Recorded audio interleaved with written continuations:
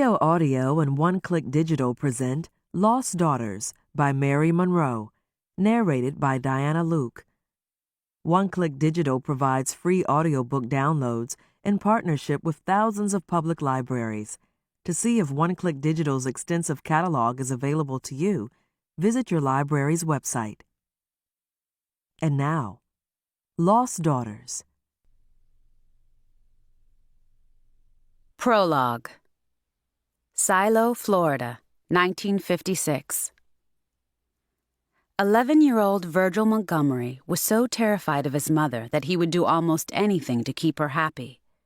Against his better judgment, Virgil made a pact with Mama Ruby on a sultry night in July that would have a profound effect on him for the rest of his life. He promised her that he would never tell anyone she had just kidnapped her best friend's newborn baby girl and was going to raise her as her own. Virgil knew even back then that he would experience an enormous amount of guilt and shame, and that it would probably destroy him someday. But nobody said no to Mama Ruby.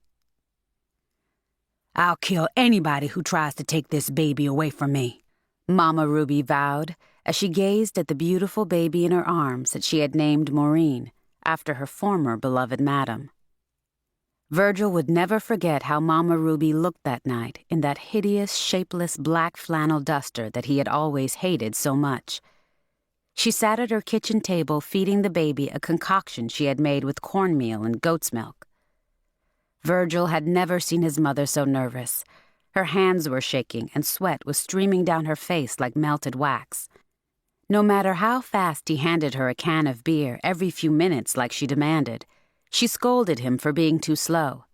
Even when he handed her a fresh can before she finished the previous one, he was still too slow for her. More than 24 empty beer cans had already been dumped into the trash barrel on the back porch of their shabby rural house, and that was what Mama Ruby had drunk in one day.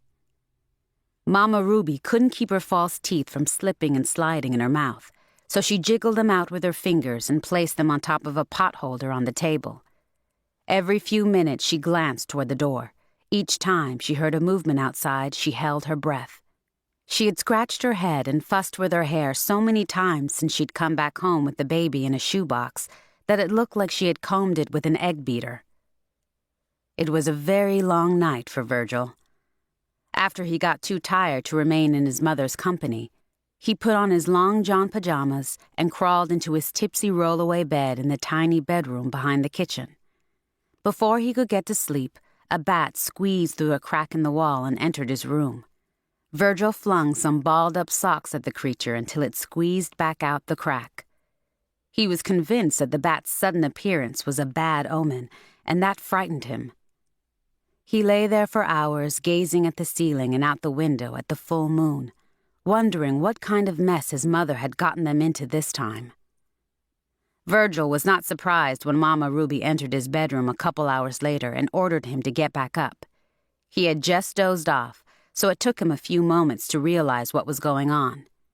He sat up and rubbed his eyes, staring at Mama Ruby as she hovered over his bed. Her suitcase was on the floor in front of the doorway. The baby was still in her arms, rolled up in a towel like a cocoon. Even though she had already told Virgil that she was keeping Othello Johnson's baby, he had not believed her until now. "Boy, drag your tail out of that bed and shake a leg. We fixin' to haul ass," Mama Ruby growled with her jaws twitching. She clamped her ill-fitting false teeth more securely onto her gums, hoping they wouldn't fall out of her mouth during the night like they often did. "Grab you a few sugar tits and some tea cakes out the icebox. Then go empty out your bladder and your bowels so we won't have to make too many stops." Despite an assortment of crimes that Mama Ruby had committed over the years with Virgil as her accomplice, they had avoided jail so far. He didn't count the months she had spent behind bars for leaving some white kids in her care unattended when she went to go shoot and kill her unfaithful husband, who was also Virgil's father. That had happened before Virgil was even born. But what Mama Ruby was about to do now scared him. He was well aware of the fact that kidnapping was a very serious offense, even if the victim was a black child in a racist southern town. Virgil looked from the suitcase to Mama Ruby's face and opened his mouth to speak. but before he could get out a word, she gave him one of her grim, "don't ask me no questions" looks, so he didn't. He scrambled out of bed and got dressed. After he had stuffed only what he could carry into a shopping bag, Mama Ruby made him creep around outside the house to make sure that the coast was clear. "We ain't got nothing to worry about. I even checked to make sure that everybody at Othello's house had gone to bed," Virgil reported, chewing on a sugar tit as he tiptoed back into the house. "What about Othello's hound dog?" Mama Ruby's voice was hoarse. She had just raked a comb through her hair, braided it, and covered it with a plaid scarf. She had taken a bird bath in her kitchen sink, sprayed lemon-scented toilet water behind her ears and on her wrists, and changed into a fresh duster. She had even smeared on some lipstick and slapped rouge across her bloated cheeks. She had plain features, but she was still a very vain woman. Making herself look more attractive was one of her better habits, and it had always paid off. She had been a very popular prostitute back in New Orleans 15 years ago, and she was still able to draw men in like a Venus flytrap. "Oh, we ain't got to worry about that mangy creature. I gave him a ham bone and tied him to Othello's pecan tree. Even if he was to see us leaving and start barking, he can't get loose." Virgil paused, swallowed the last piece of his snack, and gave Mama Ruby a curious look. "What's wrong with you, boy? Why you looking at me like that?" she asked. She was still nervous and had begun to sweat even more. I was just wondering." "Wondering what?" "I was just wondering. Can you, run real fast?" It was a question that Virgil didn't feel safe asking a woman who weighed almost 400 pounds. There were times when Mama Ruby could barely stand up, let alone run real fast.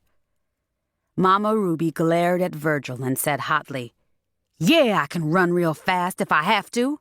Why?" "Well, things might get real serious," Virgil pointed out.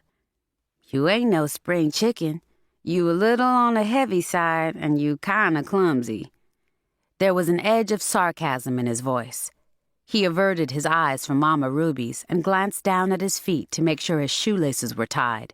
To keep listening to this audiobook, I've left you a link in the description so you can do it, at no cost thanks to Audible's 30-day free trial.